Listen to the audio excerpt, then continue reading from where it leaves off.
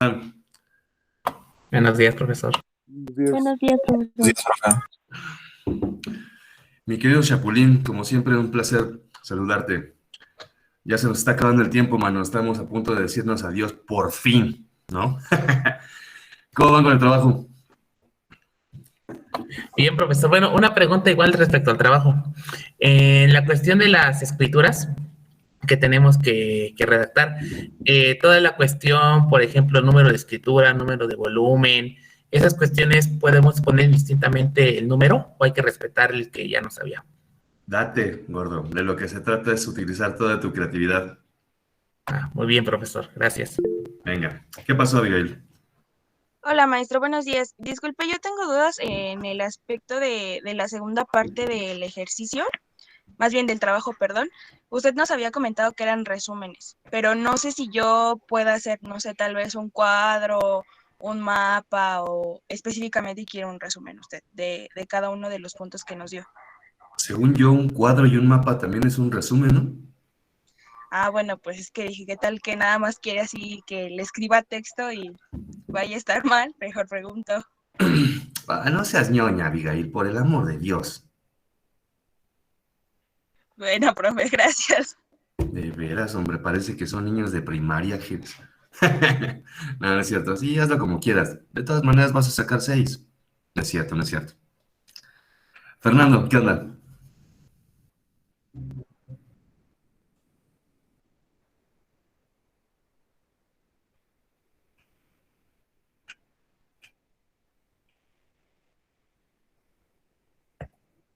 Jefe, igual, perdona que te interrumpa.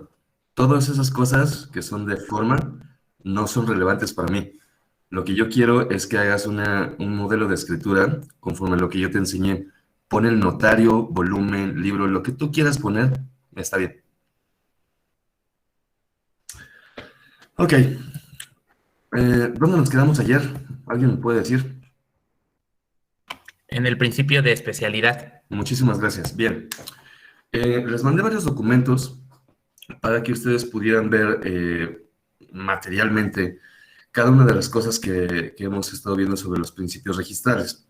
Les mandé una inscripción de dato de libro, una de folio oral electrónico, un folio de persona moral, un certificado de gravamen, un ingreso de una cancelación de anotación de demanda. Les mandé varias cosas con sus respectivas explicaciones. Entonces, les voy a seguir mandando documentos de esta naturaleza, no exactamente en un orden, sino para que ustedes vayan viendo, se puedan empapar directamente de cómo se ven los documentos en materia registral, ¿ok? Y sí, también les voy a compartir, si me lo permiten, nuestras malas experiencias como la del microinfarto, ¿no? Que ahorita se las explico. Hecho. Entonces, vamos. Al principio Luis, una pregunta. Si hago usted el principio de especialidad, ¿verdad? No, profesor, apenas le íbamos a empezar a Ok, ver. perdóname. Gracias. Bien. En el principio de especialidad, decimos entonces que lo que se describe en el asiento registral es la naturaleza del acto, el valor de la operación, el acto jurídico que le dio origen al derecho real, los datos de los comparecientes, datos del instrumento y datos del registrador. ¿Dónde podemos apreciar claramente esto? En la constancia de folio de persona moral.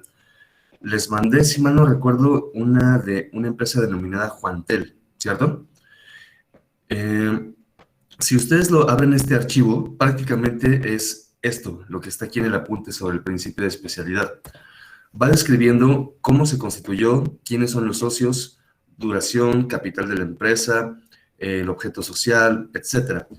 Y en los antecedentes posteriores menciona número de escritura con la que se hizo alguna protocolización, es decir, algún cambio de los estatutos sociales o cambio de administrador único, etc. Eh, entonces, en este tipo de situaciones, lo que se busca es que el registro público te dé un resumen, ¿de acuerdo? De la información. Si ustedes checan cualquiera de los documentos que yo mandé, los asientos del registro realmente son muy concretos, incluso las inscripciones. Les mandé por ahí una inscripción de CDMX, por ejemplo. Son 2 líneas lo que dice, o sea, escritura que se inscribe, quién la firmó y valor de derechos. En la del Estado de México es un poco más explícita. Te va dando un resumen de que Valeria le vendió a Luis Daniel el inmueble ubicado en Valle de la Zapata 755, en Impulsora, con superficie tal, o sea, te da un resumen como chiquito, ¿no? Te dice si fue compraventa, donación, permuta, fusión, etcétera, ¿no?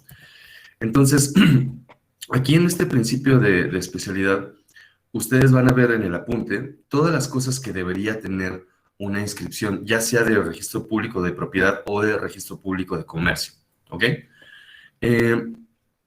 Ahora, para el principio de legitimación, ayer hablábamos o hemos hablado sobre el principio de rogación, el de consentimiento y el de especialidad. El de legitimación se refiere a poder otorgar el acto que pretendemos inscribir, ¿ok? Recuerden que aquí la perspectiva es desde el lado del registrador, ya no desde la perspectiva del notario. Entonces, lo primero que el registro te va a revisar es que en tu escritura cumplas con este principio de legitimación de los otorgantes. ¿Cómo se daría esto? Ejemplo 1. Vamos a suponer que para este ejemplo, Abigail es la dueña titular registral del inmueble de Valle de las Zapatas. Pero Abigail adquirió siendo menor de edad, representada por sus dos padres, papá y mamá. Si el día de hoy hacemos una compraventa y decimos que Abigail está vendiendo el inmueble representada por sus papás, ¿se puede inscribir esto o no? Es pregunta para ustedes. ¿Cómo ven? ¿Se podrá inscribir una compraventa en la que es titular registral un menor de edad? Venga, despierten. Ya sé que son las 10:19 y es hora del almuerzo, pero ¿cómo ven? ¿Qué pasó, Valeria? Yo supongo que no. ¿Por qué? Bueno, pues porque es un menor, no tiene todavía la capacidad legal para poder hacer ese tipo de registros. Pero está representada por sus papás. ¿Aún así no se puede?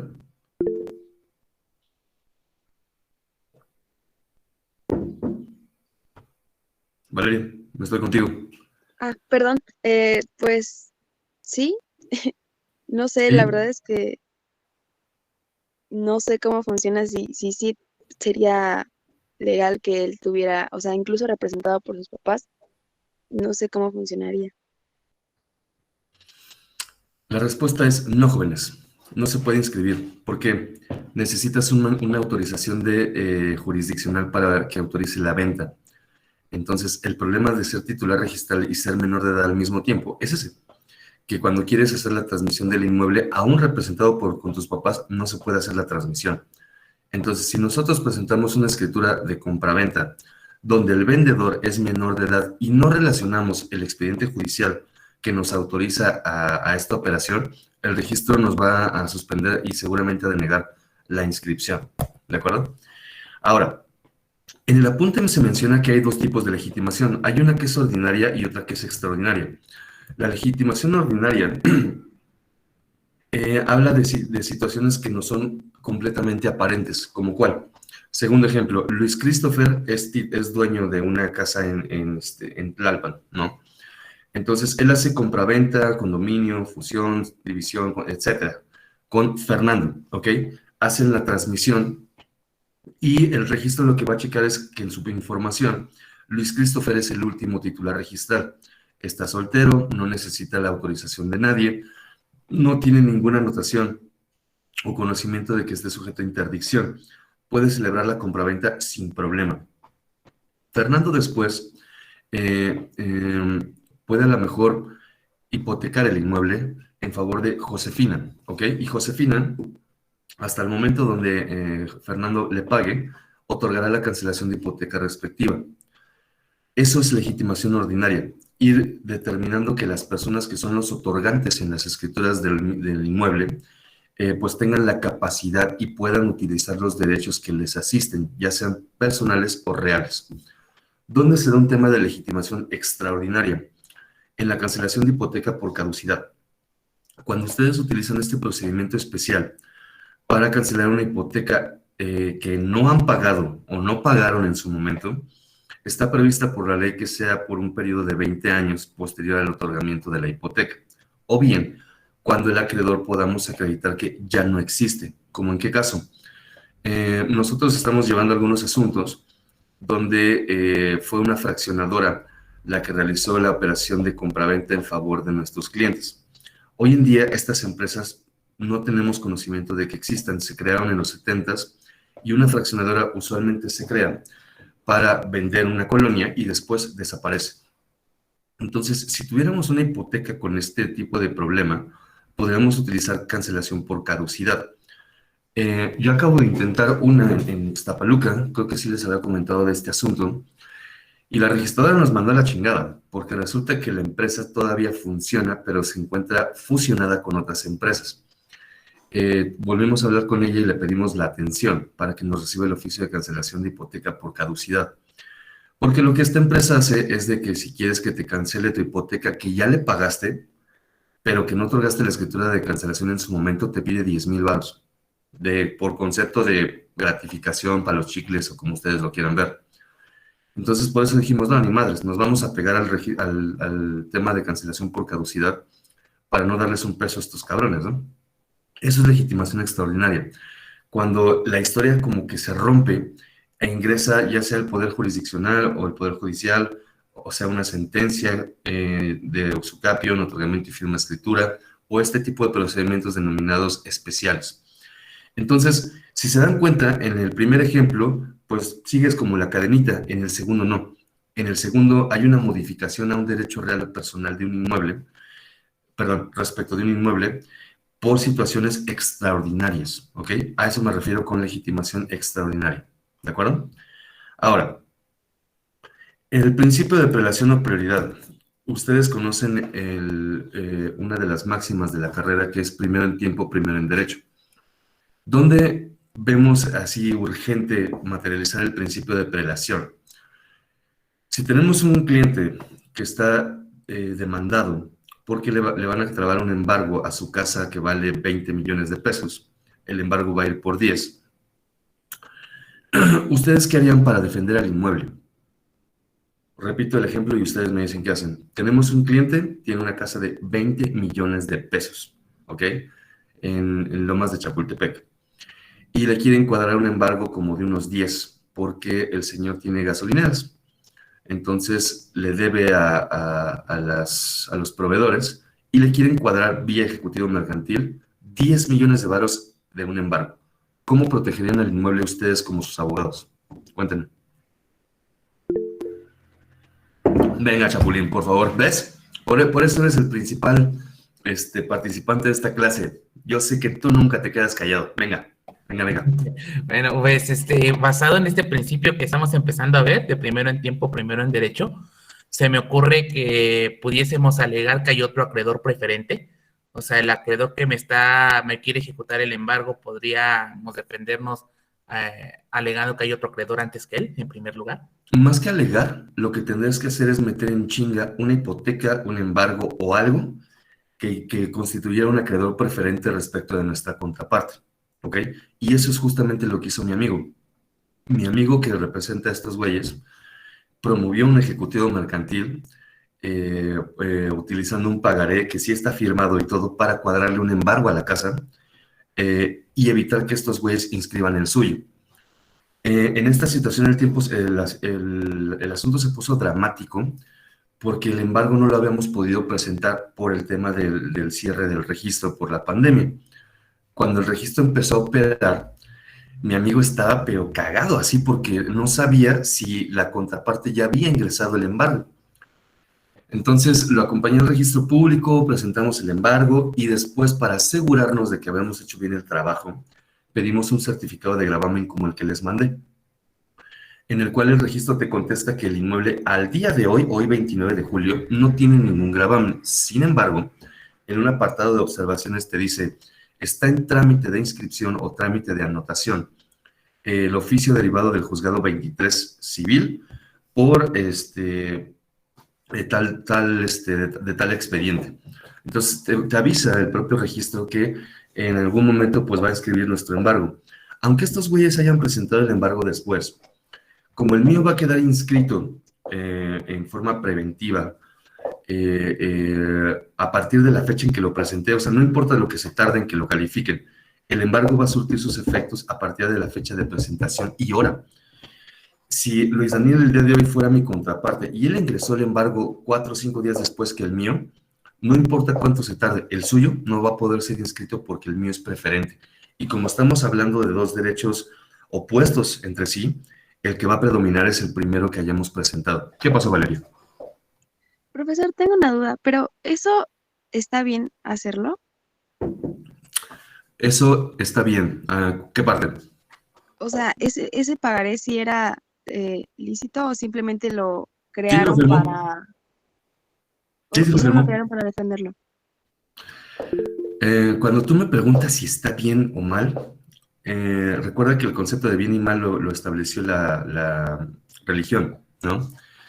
Eh, Evidentemente es una chingadera en contra de un posible acreedor, pero te van a contratar para que defiendas al inmueble, no para que saquemos la Biblia y empecemos a determinar qué está bien o qué está mal. Entonces, si llegas a ser litigante, te vas a dar cuenta que tienes que utilizar este tipo de cosas truculentas para garantizar los intereses de tu cliente. Yo no lo veo mal, porque en el fondo es como el turista mundial. Se trata de ver quién gana y tiene que haber un ganador y un perdedor. Entonces, en esta situación, la verdad, la Biblia la dejamos así para las noches de reflexión, ¿no? ¿Qué pasó, Luis Daniel? ¿No sabes la mano, no? Sí, bueno, no, era para eso precisamente, pues sí se daría lugar a la simulación del pagaré, ¿no? Prácticamente. Sí, Pero pues sí, o como sea, dice, realmente son armas que tenemos que utilizar porque el cliente lo que quiere es que protejamos su propiedad. es que imagínense si ustedes llegan de, oye, no, güey, eso está mal. O sea, Justiniano estaría avergonzado de nosotros, así de, güey, necesito que resuelvas el problema, ¿no? O sea, y sé que a lo mejor no es la vía idónea, pero si no tienes otra opción, estoy seguro que en algún momento la van a utilizar, ¿va? Ok, continúo. Sobre este lío del principio de prelación, les comento en asuntos que no tengan que ver con litigio. Cuando nosotros hacemos escritura de donación, nosotros pedimos certificado de gravamen, ¿ok? Y pedimos un aviso preventivo. El aviso preventivo consiste en informarle al registro que Valeria va a hacer donación a su hijo o a su hija de nombre tal. Entonces mencionamos donante, donataria, qué inmueble es el que se va a donar, el folio real electrónico o los antecedentes registrales y el acto a otorgar, que sería donación. Eso es el contenido de un aviso preventivo. Hacemos la escritura. Una vez firmada la escritura, tenemos 48 horas posteriores para dar un segundo aviso denominado definitivo o segundo aviso preventivo. Si la escritura la firmáramos hoy, jueves, tendríamos hasta el lunes de la semana que entra para poder presentar este aviso definitivo. ¿Cuál es la idea? Mantener la prelación o la protección que genera el aviso preventivo. La historia en tiempos estaría así. Valeria me manda el asunto un 2 de julio del 2021. Yo lo firmo un 15 de julio. Doy el aviso definitivo a más tardar el 17 de julio, ¿ok? En esta situación, si Valeria tuviese algún problema de embargo, etcétera, la anotación de embargo no se podría inscribir. El registro sí se la recibiría, pero le informaría a la parte contraria, pues que no lo va a poder inscribir hasta en tanto no se agote mis 60 días del aviso preventivo o el plazo de 90 días que me da la propia ley derivado de la inscripción de la escritura. Entonces, 1 de julio, 17 de julio, del 17 de julio tengo 90 días posteriores a esta fecha para presentar mi testimonio de inscripción. Si se me llega a ir este término, pierdo la prelación y en automático el embargo que nuestra contraparte metió se puede inscribir. ¿Qué es lo que la notaría hace para cubrirnos de esta situación? Tratamos en todo momento de que estos plazos no lleguemos al último día. Yo soy enemigo de que las cosas se hagan el último día porque siempre es un problema. Entonces, en este ejemplo yo haría esto. Mi expediente lo tuve el 1 de julio. Firmamos el 17 de julio o dimos el aviso definitivo el 17. La escritura a más tardar tiene que estar presentada el 30 de julio. Son 15 días naturales que son completamente suficientes para que nuestro testimonio se ingrese al registro público. ¿Qué es lo que va a pasar aquí? La hija de Valeria, la donataria, va a continuar con el tema de la prelación registral. Para cuando ya se inscriba la donación, seguramente el embargo será el siguiente trámite a inscribir. Pero el registro ahí va a contestar que en virtud de que ya no es la titular registral y ya no corresponde a la propietaria, no puede inscribirte el embargo. Entonces, por eso es tan importante el principio de prelación en materia notarial, porque determina, pues, quién va a poder ostentar, ya sea el título de propietario, acreedor, deudor, etcétera. ¿De acuerdo? Muy bien. Ahora, en el principio de calificación, aquí tenemos dos supuestos, una calificación extrínseca y una calificación integral. La calificación extrínseca consiste en que el registrador va a revisar los requisitos únicamente de forma para poder ingresar o asignar la escritura a trámite. ¿Qué es lo que va a revisar? Primero, pues que sea un documento inscribible, testimonio de notarios, póliza de corredor público, sentencia de la autoridad jurisdiccional, mandamiento jurisdiccional o administrativo, pudiendo ser del SAT, de Hacienda, de la UIF, etcétera, ¿no? De la Junta de Conciliación y Arbitraje o el Tribunal Federal Laboral, ¿no? O local. Entonces, lo primero que revisa es que sea un documento inscribible. Si ustedes presentan una copia certificada de una escritura a inscripción, los van a mandar al demonio. Porque a pesar de que es un documento también expedido por un notario, la copia certificada no sirve para efectos de inscripción. Forzosamente es un testimonio, ¿ok? Entonces, la calificación extrínseca es revisar que el documento sea inscribible, que venga el pago de derechos y que esté firmada, por ejemplo, por el notario. Es decir, es una revisión rápida. La calificación integral, por otro lado, revisa los requisitos de fondo y forma. Vamos a ponernos del lado del registrador, ¿ok? Supongamos que Luis Daniel me presenta una escritura de condominio para inscribirlo. ¿Qué es lo que yo como registrador tengo que hacer? Primero, acreditar quién es el propietario. El propietario es Luis Daniel, vamos bien. Es el propietario sobre un inmueble ubicado en Hacienda del Vergel número 45 en Impulsora, Nezahualcóyotl, Edomex. Vamos bien. Dice que está haciendo un régimen de propiedad de condominio. ¿Qué requisitos necesito yo pedir como el registro para condominio? Licencia de construcción, alineamiento y número oficial, constancia de demolición, ampliación o cualquiera de estas, planos y la memoria descriptiva. Con que le falte uno de esos, en automático hago un oficio diciendo suspendo la escritura o la inscripción, derivado que el notario no presentó la memoria descriptiva, no presenta los planos, no presenta la licencia de construcción y punto. Ahí puedo parar la calificación y hasta que el notario no subsane lo que nos haya faltado, yo puedo continuar. ¿Ok? Entonces, ¿qué otra cosa necesitamos? Dices que son 8 unidades privativas. Tienen que venir las superficies, medidas y linderos de los 8 departamentos. Tienes que describir las áreas comunes, tienes que describir las áreas comunes de uso exclusivo. Si te falta alguna de esas cosas, te puedo volver a suspender la escritura. ¿Qué otra cosa tengo que revisar? Que Luis Daniel que esté plenamente identificado en el instrumento, o sea, que venga su credencial de lector, cédula profesional, pasaporte, etc. Bueno, las cédulas profesionales que ustedes van a obtener ya no son un medio de identificación, ¿no?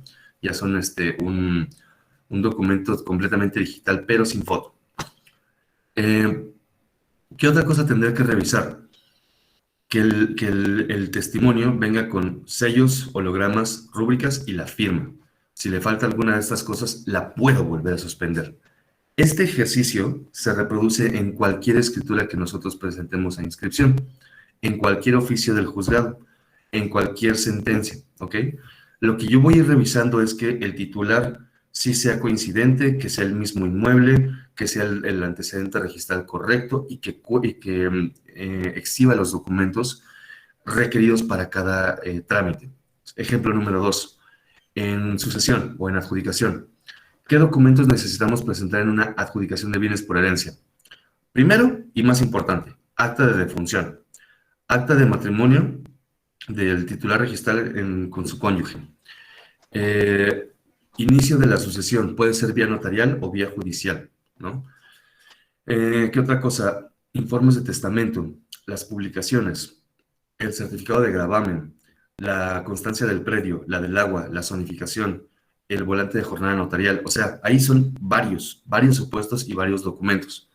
Con que le falte uno es motivo para suspenderla. Por eso el registrador o el calificador tiene que tener una preparación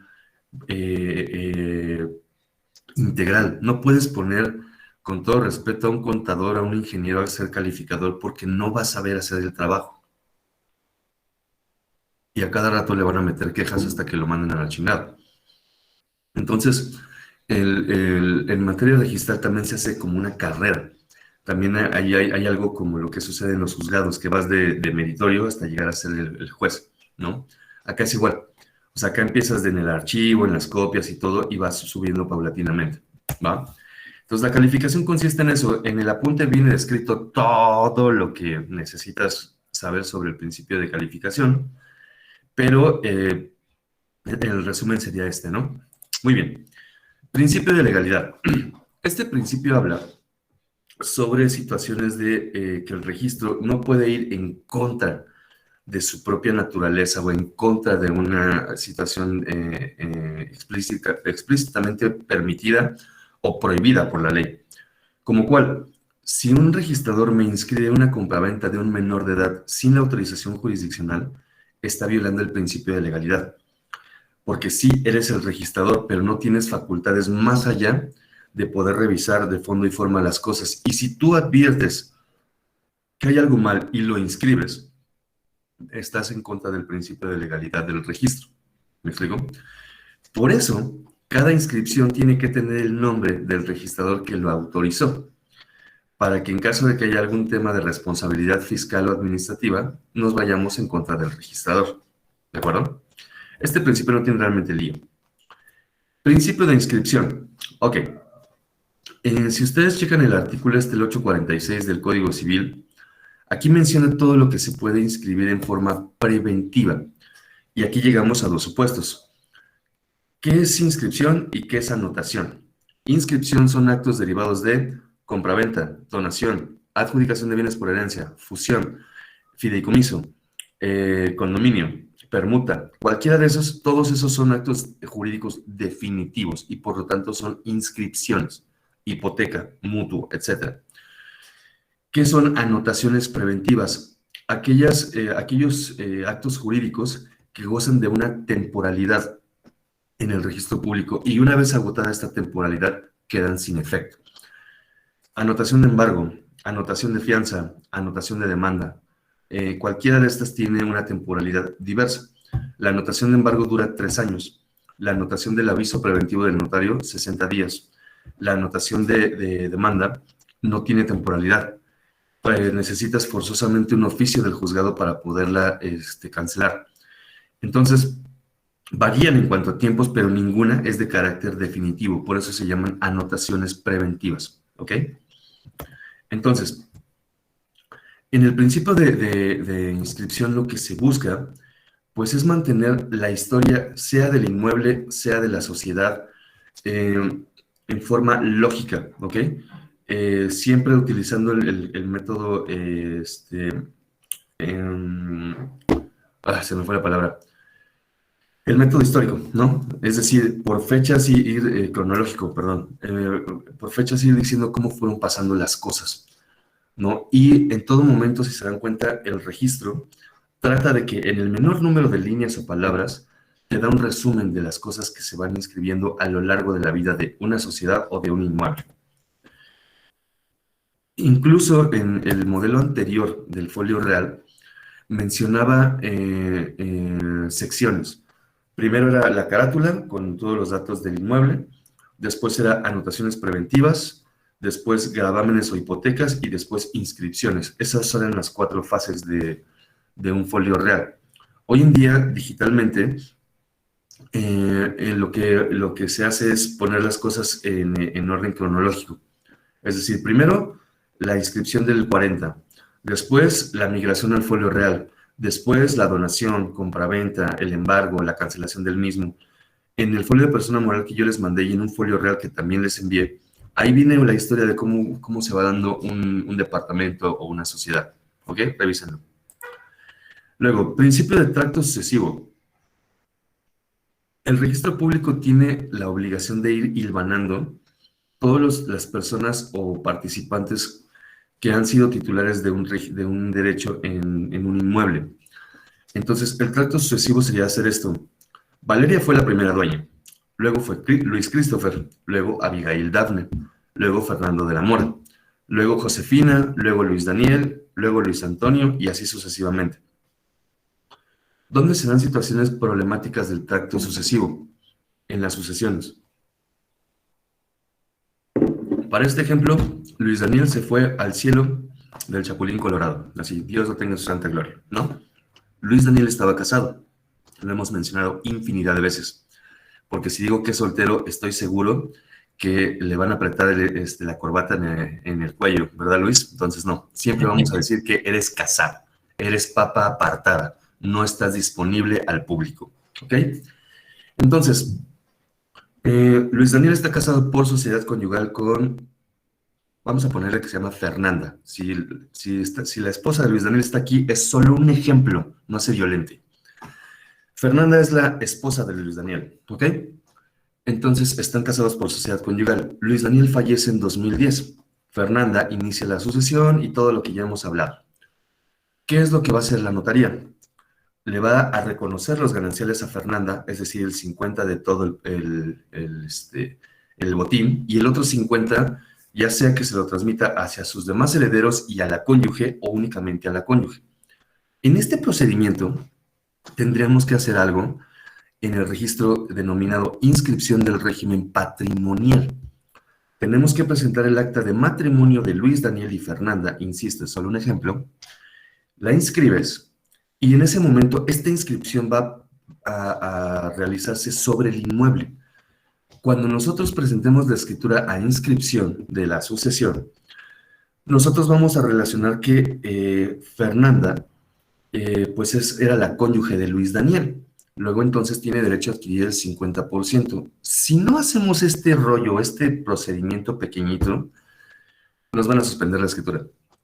Porque van a decir que Fernanda, en la historia del registro público, Fernanda no aparece como dueña, como titular. Luego entonces el registro se pone ahí la sotana y te dice, no le puedo inscribir algo a alguien que no aparece en la historia de este folio real. ¿Ok? Eso es tracto sucesivo. Es la forma de tutelar que las transmisiones que se van haciendo sean lógicas, sean jurídicamente válidas. ¿De acuerdo? Ok. ¿Qué otra cosa hay aquí complicada? Esta pregunta. Muchas personas me han preguntado si puedes recibir una herencia y hacer la transmisión sin adjudicarte. La respuesta es no. Necesariamente para hacer una transmisión por compraventa tienes que ser el titular registral. Ese es un principio que regula a ese contrato. Solo puedes vender lo que es de tu propiedad. No puedes vender como tal una expectativa de derecho, sino tienes que ser titular registral de un inmueble. Entonces, cuando hay notarios que se tratan de pasar de listos y hacen esta jugarreta, el registro suspende la escritura, diciendo, pues es que Luis Daniel no es el titular registral, Luis Daniel es el heredero del anterior titular y está reconocido y todo lo que tú quieras, pero no es el dueño. Luego entonces, no siendo el dueño, no puede venderle a Abigail, ¿ok? Entonces, debemos de tener cuidado siempre con el tema del tracto sucesivo, ya sea desde el punto de vista del registrador, desde el punto de vista de la notaría o desde el punto de vista de ustedes como litigantes. ¿Por qué? Porque si tú tratas de embargar un inmueble del cual ni siquiera tienes conciencia de quién es el último propietario, seguramente la vas a fallar. Entonces, antes de que ustedes planteen su demanda, pidan su constancia de folio en el registro y asegúrense sobre a quién vamos a demandar para evitar errores garrafales. ¿Qué pasó, Luis? Sí, profesor, precisamente acerca de eso. Entonces, por ejemplo, si yo quiero enterarme quién es el propietario de un inmueble, y no, pero no tengo folio real, no tengo el nombre del propietario. ¿Qué es lo que tengo que solicitar al registro público y de qué manera se realiza, profesor? Solicitar piedad y que te ayude para que no te corran del despacho, ¿no? Ah, bueno, pues sí, pero, o sea, ¿qué solicitud hago al registro público? ¿Cómo? O sea, no tengo ningún dato, pero quiero saber quién es el dueño. Ya tengo la dirección, pero hasta ahí. Perdóname, tenía que hacer un pequeño chascarrillo. Mira, ahí eso es algo muy común. Les voy a compartir al rato una búsqueda que hicimos sobre 2 lotes de terreno en Coacalco. El señor llega con este problema. Me dice, es que si escrituré, aquí está el recibo del predial y del agua y no tengo nada más. Entonces, en el caso del Estado de México, tú llegas y dices, bueno, pides una consulta sobre el inmueble y en este caso aportamos lote, manzana, colonia, clave catastral y posible propietario. Hay una solicitud, un formato, al rato se los comparto, ¿no?, para hacer este tipo de búsquedas. Afortunadamente, Luis, el trámite salió favorable y los terrenos sí los pudieron ubicar en el registro. Esto es en Ecatepec. Coacalco está adscrito al IFREM de Ecatepec. Y ahora lo que vamos a hacer es pedir copias certificadas de las escrituras. Esto solamente se puede hacer en el Estado. En Ciudad de México puedes hacer una búsqueda por titular registral, por inmueble con el mismo criterio. Pero toma en cuenta que un inmueble... perdonen, amigo. Toma en cuenta que un inmueble es muy difícil ubicar únicamente con el lote y la manzana. Si tu inmueble hoy en día se encuentra en Avenida 608, número 25, en Ciudad de México, en Aragón, no lo vas a poder encontrar así, porque estoy seguro de que este inmueble, cuando se inscribió, no se llamaba Avenida 608, número 25. Lo mínimo que deberías de conseguir para poder hacer una búsqueda de este tipo de trámites es por lo menos la boleta del predio. ¿Okay? Si no tienes por lo menos la boleta del predio, te va a costar un chingo de trabajo a realizar una búsqueda de esta naturaleza, ¿va? Entonces, por lo menos es llenar tu formato, aportar lote, manzana, colonia, de preferencia clave catastral, y si es posible, ya la boleta del predial, ¿ok? Sí, profesor, gracias.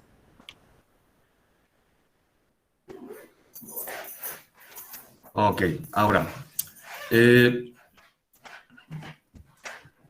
¿alguna duda hasta aquí, jóvenes? ¿Algo que no haya quedado claro? Perdón, Abigail, no te vi, dime. Sí, profe, disculpe. Entonces, si en el principio de tracto sucesivo no se puede inscribir algo que no esté inscrito antes, podríamos decir que entonces tiene que ser una secuencia o concatenación ininterrumpida de inscripciones para que se pueda dar este principio, o no es Sí, así. sí, o sea, lo que estamos buscando ahí es pues que el registro haga una secuencia lógica de las transmisiones de propiedad y que no inscriba actos que sean contrarios o incompatibles con la historia del inmueble. En efecto, eso es lo que buscamos con el principio de tracto sucesivo, ¿va? Gracias. ¿Alguna otra duda, jóvenes? ¿No? ¿Ninguna? Ok, nada más nos falta ver el principio de publicidad, fe pública registral, y listo. Con eso acabaríamos lo de los principios. Como les decía, les voy a seguir compartiendo asuntos, bueno, cosas que me van saliendo del registro, para que ustedes tengan pues una idea más clara, ¿no? ¿Tienen alguna otra duda respecto del trabajo? ¿Algo que no haya quedado claro? Porque recuerden que es una calificación final. No hay no hay ningún otro criterio de evaluación adicional. Si tienen alguna duda, los escucho. ¿Qué pasó, Luis? Sí, profesor. Bueno, igual respecto al segundo trabajo, es que ahí luego se genera un poquito de confusión. Pero bueno, había usted comentado precisamente que era un resumen. Entonces, por ejemplo, el punto número 2 dice, inscripción de escritura de compraventa. El segundo, inscripción de compraventa con crédito hipotecario. Inscripción de escritura de cancelación de hipoteca, etcétera. Bueno, en esos entendí que el resumen consistía como en colocar cuáles eran los requisitos que nos pedían en el registro público para poder inscribirla. Así es. Así no tal cual como explicar un resumen, sino los requisitos. Toda mi pregunta va enfocada a eso. ¿Son los requisitos o un resumen como tal de ello? Miren, me queda claro que sería tener muy poca madre de mi parte pedirles una explicación estricta sobre cada una de las inscripciones. O sea, estamos viendo esta materia apenas de esta semana. Pero lo que yo busco es que me pongan en el trabajo cuáles son los requisitos que ustedes conocen para poder realizar una inscripción. Por ejemplo, Luis, acabo de explicar cómo deberemos de presentar una escritura de condominio, ¿no? Y el tema es de que es evidente que son diferentes requisitos para el condominio que para las sucesiones. Pero lo que sí debes de conocer, al menos por las prácticas que has tenido en mi materia, pues son todos los documentos que relacionamos, ¿no? De la propia escritura se desprende lo que tienes que presentar.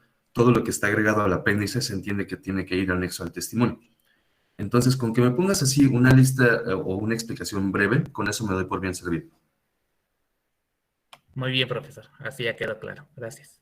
¿Alguna otra duda, jóvenes? ¿Algo que no quede claro? ¿No? ¿Nada? ¿Todo está perfectamente entendido? Luis Ángel, ¿qué pasó? Es sobre lo que mencionó ayer de los nombres. ¿Nuestro nombre va como quién? Dijo que nos colocáramos a nosotros como alguien en las escrituras. ¿Como alguien? Más bien como el compareciente, ¿no? Gracias. ¿Sí entiendes que es compareciente, joven, o no? Es el que realiza el documento, ¿no? Que va a comparecer. Dale una checada a las escrituras, ¿va? Si tienes otra duda, me avisas luego. Va. Ok, ¿alguna otra duda, jóvenes? ¿Nada? Muy bien. Entonces, nos vemos el día de mañana. Continuamos con este lío de los principios registrales y nos vamos al siguiente tema. No voy a estar agotando el temario en forma estricta porque es muy aburrido. Solamente nos vamos a orientar a las partes más importantes, ¿de acuerdo? Entonces, al rato les mando otros documentos y nos vemos mañana a las 10, ¿de acuerdo? Cuídense mucho, que estén muy bien. Hasta mañana, profesor, que esté bien. Profesor, gracias. Hasta mañana. Bye, hasta mañana.